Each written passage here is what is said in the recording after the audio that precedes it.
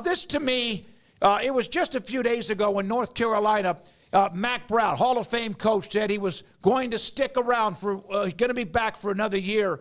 And then today, he's no longer the head. Well, he is going to be for their last game coming up this weekend. But North Carolina has fired Mack Brown. I consider him not as a great friend, but someone who I've communicated with many, many times over the years, and not just when he was at Texas. And this, to me, is like a fighter that wanted to take on one more guy, and it probably was time. I love the guy. He's gone. North Carolina will move on. You know, part of it, I think, might have just been some contractual, chicken, because everybody thought maybe he'd retire, and then I think he basically painted him into a corner by saying, like, no, I'll keep coaching as long as I've got as long as they'll have me. And they're like, oh, no, and now he gets a buyout and all that. But Mack has had a legendary career. He's a Hall of Famer in every regard. It's just time. And they thought he quit after the JMU game.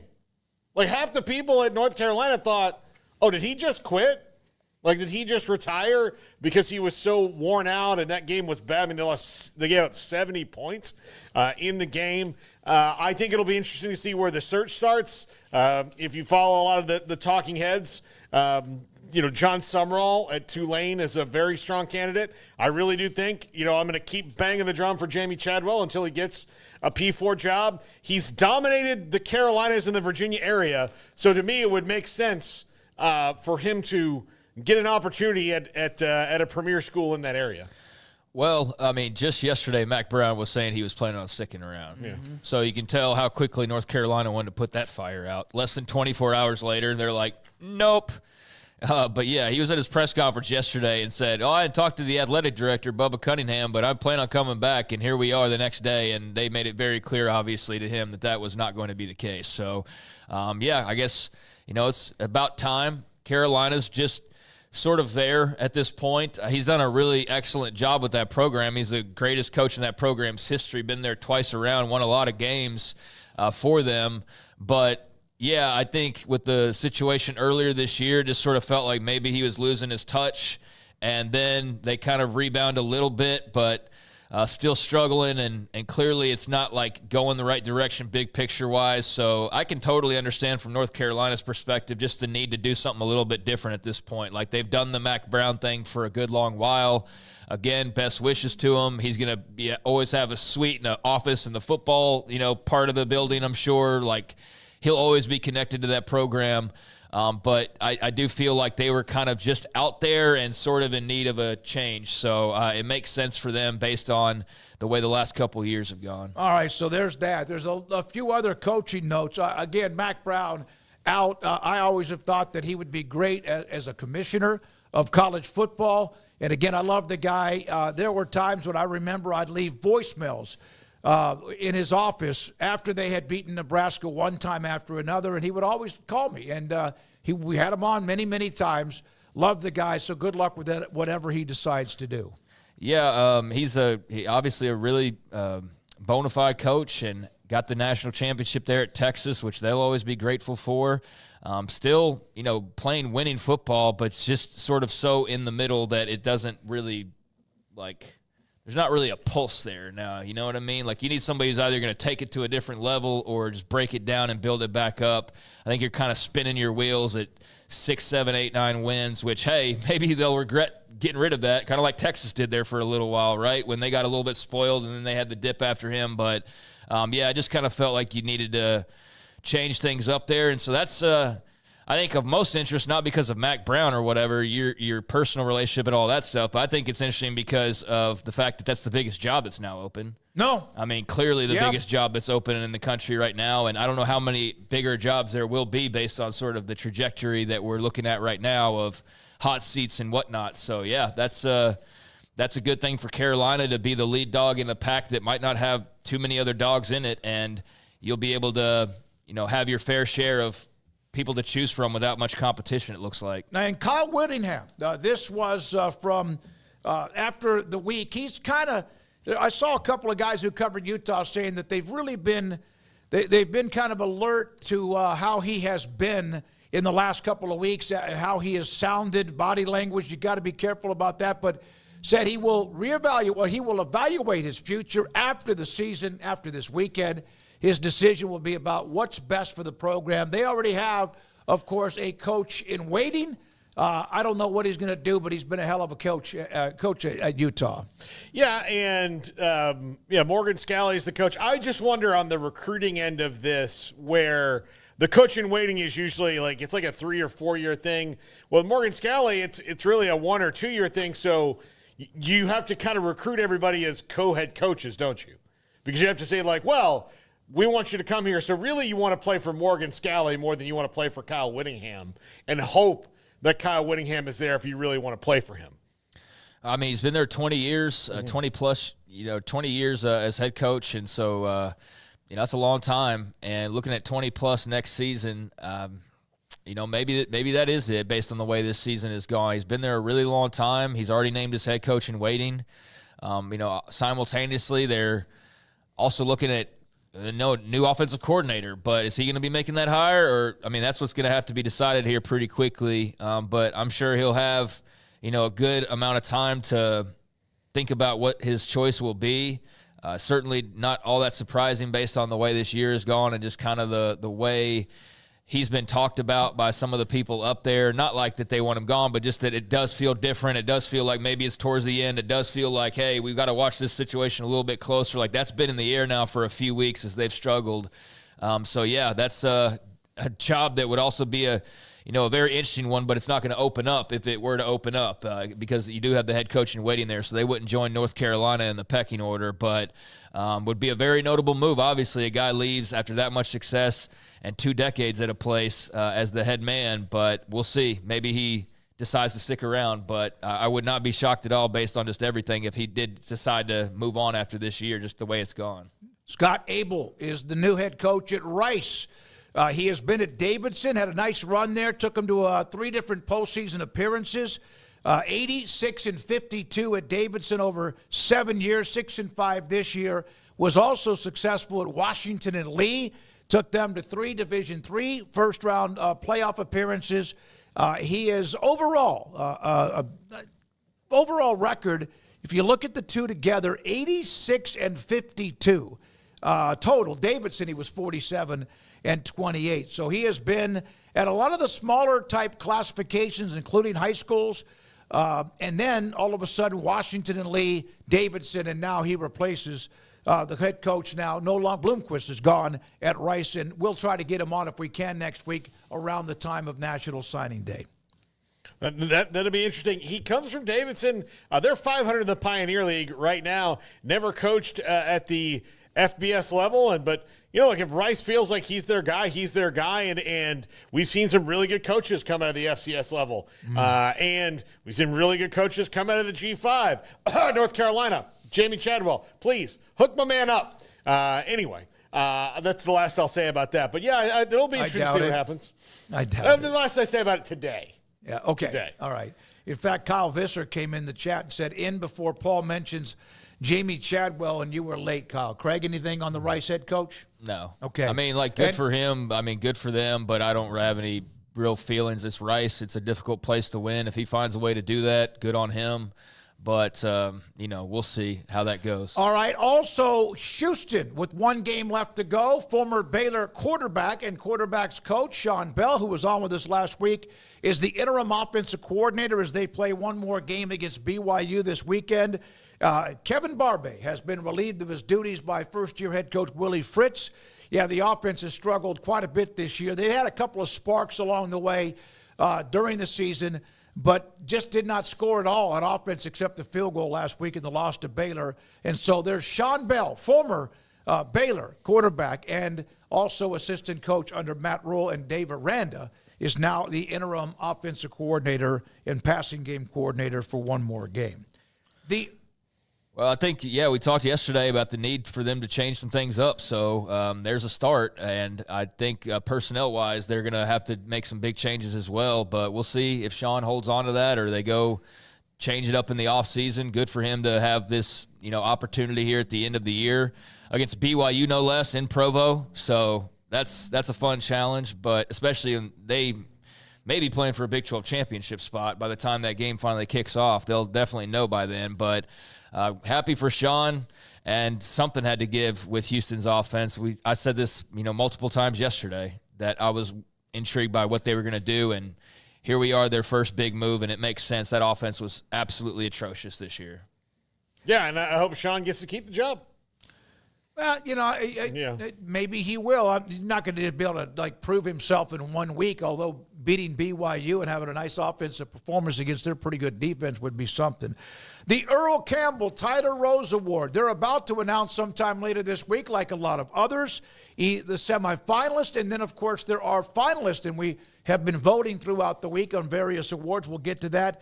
And Behren Morton, Texas Tech quarterback, is this week's award winner after a huge game, 401 yards, 4 touchdowns in an 8-point win against Oklahoma State this past weekend. Taj Brooks had another big game, whatever, but Behren Morton is the Earl Campbell Tyler Rose National Player of the Week. Well, he had to throw a million touchdowns to keep up with the juggernaut offense of Oklahoma State, which look, Oklahoma State, to their credit, has thrown some big punches to try to get out of the doldrums here in the last few weeks, but good on Tech for holding that off, because sometimes you can just be like, how are we doing this again? Especially the way the season started against Abilene Christian. You maybe feel like that kind of thing is happening, or what happened against TCU. Like, here we go again, building a lead, and then maybe almost losing it to a team that we think that we're better than and are better than. But, yeah, Behren Morton played really well in that game. All right, now we continue with a couple of the others' notes in college football. How about the Big 12 reprimanding Arizona State for their rushing the field prematurely? And then, of course, took forever to clear the field. Issued a public reprimand and $25,000 fine for the storming incident. I'm not sure which one. And very fortunate ASU did not get a 15-yard penalty that would have set BYU up even closer in their territory after they stormed the field. And even Dillingham losing his mind on the officials, which you could understand. We got to be careful there. And this is becoming something that I saw where our good friend Pat Smith, when somebody, Oklahoma even rushed the field, Nebraska rushed the field. He said that until you start to find these universities and programs real money, not $100,000 or $200,000, like $1 million to do it, then it really is never going to be something that is curtailed. But Arizona State, that's a minor fine and a public reprimand. They'll take it after their win against BYU. Yeah, I don't think they're too worried about that. I think a donor's actually already paid it off if one tweet I saw was correct. Either way, it's not a lot of money, and Kenny Dillingham probably has that lying around. So that was easily taken care of, and, yeah, much less harsh punishment than what we've seen in the SEC, but they've had a few more warnings. So I think that's why theirs is a little bit pricier. Plus, it just means more, obviously. So I'm glad Arizona State got to celebrate that. Just hope they learned how to celebrate that the next time. But I know there was confusion because the scoreboard actually said 0, so they were under the impression it was 0.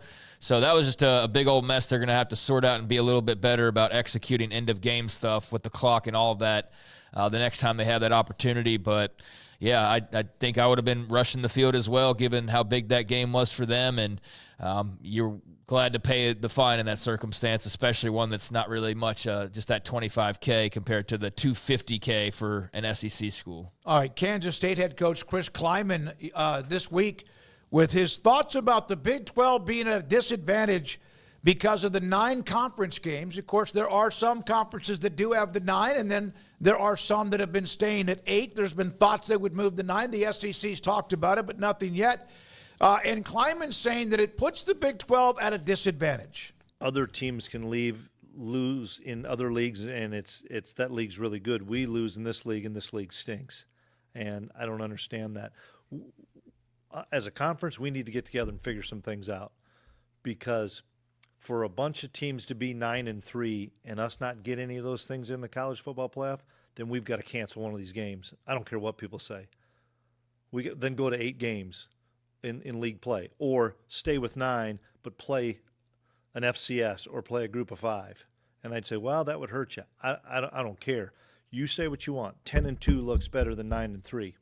And we're going to visit at this year's conference meetings, and because we have to do things to benefit our league for the 12-team playoff, not to just benefit our league in general. And we need to be able to get 2 and 3 teams in the Big 12 or in the 12-team playoff. The carnage that you're seeing is going to allow for one most likely. All right. I don't want them to drop from 9 to 8. I understand that there's some trying to maneuver a chess match or whatever you want to call it. I want to see everybody go to 9, not those who are at 9 drop to 8. It's hard sometimes because the conferences have become so large to keep some of the rivalries alive. I saw Chuck Cooperstein make a comment about Texas and A&M, and of course ticket prices, we'll have that in a second, it's been forever. But that's not just like there's some of those rivalries that are more algorithm or, well, we need to make that happen. And so I don't want to see the Big 12. I still loved it when they had 10 teams and everybody played it for everybody, but that's not the case, and it won't be anytime soon. No, I just think that everybody needs to play 9 games. Now, look, if you had an NCAA commissioner that or a rule that said here, every conference has to play 9 conference games. We're all dealing with the same thing. That way 9 conference games is the standard, or every conference plays 8 conference games and that's the standard.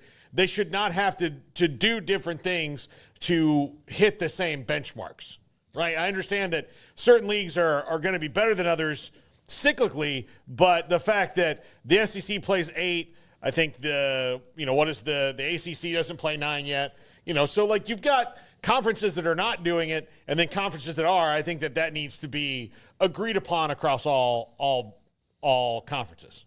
Yeah, I mean, I think it's ridiculous that the quote-unquote conferences that are on the same level with each other don't play the same amount. And if you want to say, well, it's the Power 2, well, that still counts, doesn't it? Because they don't play the same amount either. So if you want to say Power 2, Power 4, it's ridiculous that leagues don't play the same amount of teams. And I think it's a really glaring thing when you look at this past week and you see all this talk about the SEC and the fight for the playoff and all that, and you look up and you look at the scoreboard and see who they're playing with 2 weeks left to play. They playing a bunch of big, massive games. Like A&M Texas is this weekend. That's a really big game, right? That's a really big game. But is that the case last week in the SEC? No. You had Tennessee going and beating up on. Let me go back and find this. These are the games last week in the SEC. And now it doesn't want to cooperate with me. But the point being, Florida played Ole Miss. That's one of the bigger. Yeah, that was. I mean, Kentucky and Texas, Alabama, Oklahoma was one of them. But you also had Tennessee, who's right there in the thick, beating UTEP. There's 2 weeks to go, and they're playing UTEP. There's about a 2 or 3 week stretch when they spread those out, don't they? Yeah. You got South Carolina. They're sitting there. They're arguing about why they should be in the playoff, right? You saw that Bartholomew had his Hale Bartholomew, whatever his name is, had his whole I'm not a hypothetical guy, but here's my hypothetical on why the SEC and South Carolina, my favorite team, deserves to be in. Who'd they play this past weekend, guys? Who'd they beat them? They played Wofford. There's 2 weeks left in the season. I mean, there's games that matter this past weekend. Georgia played UMass. That's what they're doing instead of playing a conference game. Oh, I know the argument. Oh, well, the conference is so tough, but it's dude, that's just a narrative that we buy now because we just assume that it's every year. It's this is kind of the conversation we've had throughout the year. Every year they just by default are the greatest conference, right? It's but maybe some years they aren't. Maybe this is one of those years where their best teams are still the best, but top to bottom, they're not the best. Or maybe they are the best again this year, but it's not necessarily the case every year. And so I think this whole, by default, we play one less game because our schedule, our 8 equals your 9. I think that's bullshit. Yeah. And I think that the people, actually go along with that is also bullish. I'm totally with Chris Kleiman. I think, what's going to inevitably happen here in about 3 weeks is once the games stop, we're going to start hearing about realignment again because people need content. And that's going to become a hot topic throughout the offseason because that's what the offseason is like. But on the one hand, while I agree with him, I also don't want to then go and entertain the idea of let's go add UConn football and Oregon State football and just add a bunch more teams that just further dilute this thing. Or maybe that's what you need to do is just the conference gets so big. It's like the Big Ten where the big teams hardly play each other now. So you all have but point being, something does have to give. Either you water it down so everybody has a seemingly easier schedule, or you knock a game down and you play more of what everybody else plays, and you just deal with the perception because guess what? You don't have the benefit of any perception anyways if you're the Big 12. you have a total lack of respect. So I don't think you're going to lose any further if you drop a conference game, but I don't know. I think it's food for thought, and you could definitely kick around some ideas. I don't know if there's like one clear-cut idea, but I do think he's on to something as far as they need to get together this offseason and figure out if what they're doing is the best way, because it might not be this way every year, but this year has been a total and utter mess. Does it matter? Somebody brought this up in the chat. Does it matter when you play your so-called pay-to-come-play-you game, whether early in the year or later in the year? Well, I think when you're playing 4 and others are playing 3, and you get to play that one later in the year, I think that helps out a lot. All right, thanks for the question. Curb Stomp. Yeah, I mean, do y'all agree SEC with needs that? to stop putting these cupcakes so late. I mean, everybody else is playing the stretch of their games, and you got, like, Oklahoma just beat Alabama. That's great, but the week prior, they had a total layup game. And so what does that do, though? What does that also do? I understand it's harder to win games in the SEC, but the conference has gotten so big that it's not like you're playing Georgia, Tennessee, Florida, all back-to-back-to-back. And with that game, I know some of those 4 non-cons are like playing Clemson for some teams or whatever, but it can also be beneficial to get you bowl eligible. Mm-hmm. So then you get to go the whole, like, we got 12 teams bowl eligible, and then that feeds into the whole overall conversation. So I think the way they've kind of massaged that conversation has been brilliant, and I think the Big 12 needs to figure out a way to do something the same, even though not, copy for copy, but yeah, I do think there's a benefit to being late in the year, and you get to play Wofford before your big game against Clemson as opposed to playing, another team in your conference, but others may disagree. I think what the Big 12 needs to also do, and I agree with a lot of what you're saying, is beat teams that you need to beat in the non-conference whenever you play them. Whether it's in bowl games, no matter if they didn't care about being there, doesn't matter, just beat them. And BYU beating Arkansas, of course, earlier this year.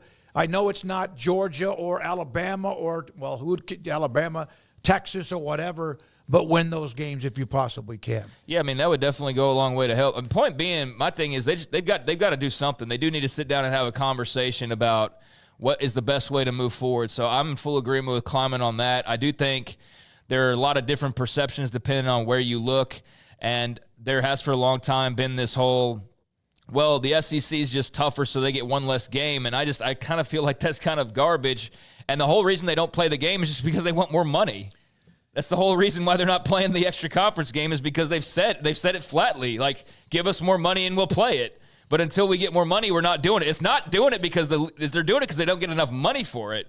That's why they don't do it. So, and I'm not just trying to focus on them. They're not the only one that doesn't play the 9 conference games, but they're the ones that you do think of when you think of like these late season, week 12, and you're playing Tarleton State or whatever, when you could be playing a conference game. So yeah, and I'm not sure if they've been doing that for 30 years or 80 years or for in the last 10 or 12. One of the things about it, if you're the SEC, you have 4 games, so-called cupcakes or bye games, or FCS or whoever it's going to be.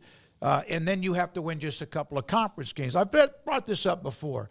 When Art Briles at Baylor early on, when they had been in a decade and a half drought of a bowl game, they played terrible non-conference games. And they won, I think, most of them. And then they had to just win a couple of Big 12 games. And it still took a couple of years before they could do that in 2010 when they finally got to a bowl game. Nebraska's offensive coordinator, Dana Holgorsen, with maybe one of the lines of the day as they play Iowa on Friday evening in Iowa City, saying that on facing Iowa, I remember my second year at Tech, 2001, we played Iowa in the Alamo Bowl, and it's the same thing now, the same scheme, the same coach. Iowa won that game against Tech 19-16. That is about continuity, even though Kirk Ferentz has had to make some changes, including his son, as the offensive coordinator. Yeah, I mean, it is, but you still got to beat it, and it's the same coach, it's the same scheme, but they do have a coordinator that's done a lot better this year in Tim Lester. And Nebraska, Smokey, I don't need to tell you that they've had monster problems with Iowa, especially of late. But this would be another big monkey that they could shake off their back, right? They beat them 2 or 3 years ago, but they've also had some disastrous endings and they've been thumped, just like the Wisconsin drought. But they beat them a couple of years ago, which was, I think, even kind of a surprise.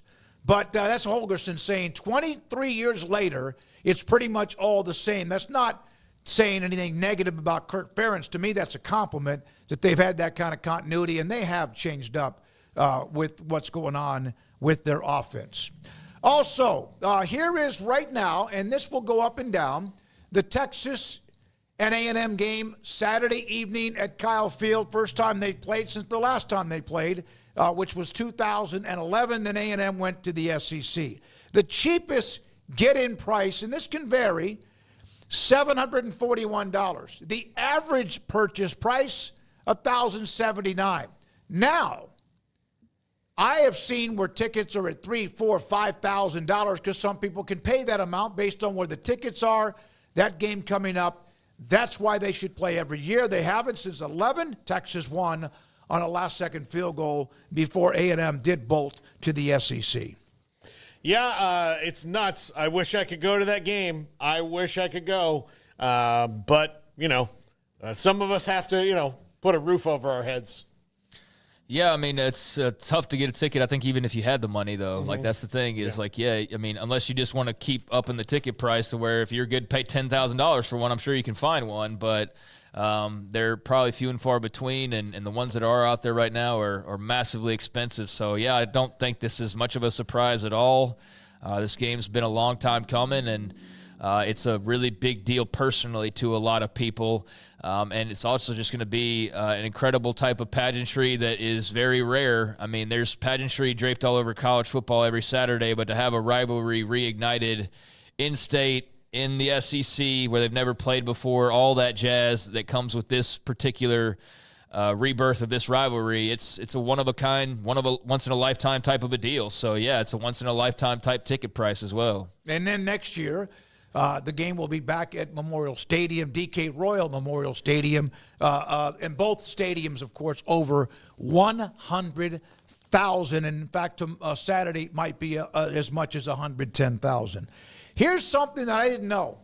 Alabama and Auburn, a weird stat. And then I went back, and of course, because I'm weird about this, Alabama has never beaten Auburn in Tuscaloosa unless Nick Saban was the head coach. Now, let me also give you some history there. By the way, Alabama in Tuscaloosa, 7-7 against the Tigers. All of those wins when Saban was the head coach, including the first time in 2008. They played in Birmingham at Legion Field forever, back twice in the 1800s, 1890s. Then they played from 1904 to 1988 in Birmingham. And then they played 3 years in Tuscaloosa, in Birmingham. So they have played in Birmingham 53 times among the many times that they've played, which is 88. They played in Montgomery 4 times from 1893 to 1903. Auburn at home in Auburn is 10-7 against Alabama. However, Tuscaloosa, no one other than Nick Saban, and a lot of it because of the long drought, has won a game, Alabama, in their home stadium at Bryant-Denny Stadium, except when he's been the head coach. The first time. They played 6 times prior to that. So it's not like they've played 60 times, but 6 times prior to that. And so that's a weird stat there. Yeah, I mean, I when I looked at that, and then you reminded me about Legion Field. Yeah, I wonder. I mean, I guess it's better to be home and home, but I wonder if there's people that do miss the Birmingham once in a while. Texas OU, Florida, and Georgia. Yeah. And there, of course, Army, Navy have had many neutral sites, and there's some others like that too. This one forever was a neutral site at Legion Field in Birmingham. So there we are. Alabama leads that series 50-37 and also won. And there were some bizarre games, as you know, including the kick 6 when Auburn won a game back. I think that was in 2010. I don't remember exactly when. Kick 6? When was the kick 6? That was way after 2010. That was like 2018 or something like that. You think so? It was definitely way later than 2010. Okay. 2013. Okay. 2013. Okay. Yeah. So 2010, Auburn beat Alabama by God, 1. That makes me. I mean, I knew it wasn't as late as 2010. Well, but that's only a 3-year difference, but you're right, though. But it makes me feel way yeah. older to think that was only 2013 now as well. Like, that's. Time flies.